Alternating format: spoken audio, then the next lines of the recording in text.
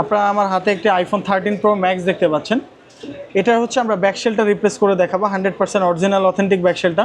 আর original ব্যাকশেলের যে কিছু বৈশিষ্ট্য থাকে সেটা আমি আপনাদের দেখাই দিব। আর এটা অলরেডি আগেই আমরা লেজার দিয়ে ভাঙা ব্যাকশেলটাকে রিমুভ করে ফেলছি।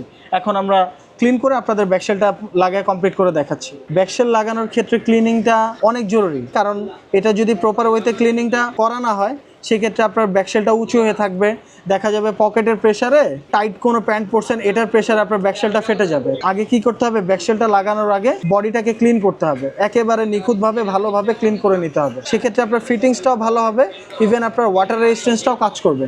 আমরা আইফোনের ব্যাকশেল ব্যতীত যে কোনো ইস্যু, যে কোনো সমস্যা, আপার গ্লাস চেঞ্জ, তারপরে হচ্ছে আপনার ব্যাক পার্ট চেঞ্জ, অ্যাপলের যে এখনকার যে কমন ইস্যু গ্রিন লাইন পরে হোয়াইট স্কিন হয়ে যায়, গ্রিন স্কিন হয়ে যায়, সেগুলো আমরা সমাধান দিয়ে থাকি। আমাদের যে অরিজিনাল ব্যাকশেলটা আপনি দেখতে পাচ্ছেন, অরিজিনাল ব্যাকশেলের বৈশিষ্ট্যটা হচ্ছে এই যে ক্যামেরা মডিউলটা দেখতে পাচ্ছেন, কপিটা হচ্ছে এটা আলাদা করে লাগানো থাকে, যেটা গুলিস্তানের প্রোডাক্ট। আর অরিজিনাল যে ব্যাকশেলটা এটা কিন্তু ঢালাই করা থাকবে। এটা যে ইউজার, যার ফোন, সে দেখলেই বুঝতে পারবে। এই যে দেখেন, একদম ঢালাই করা, দেখছেন কার্ভ।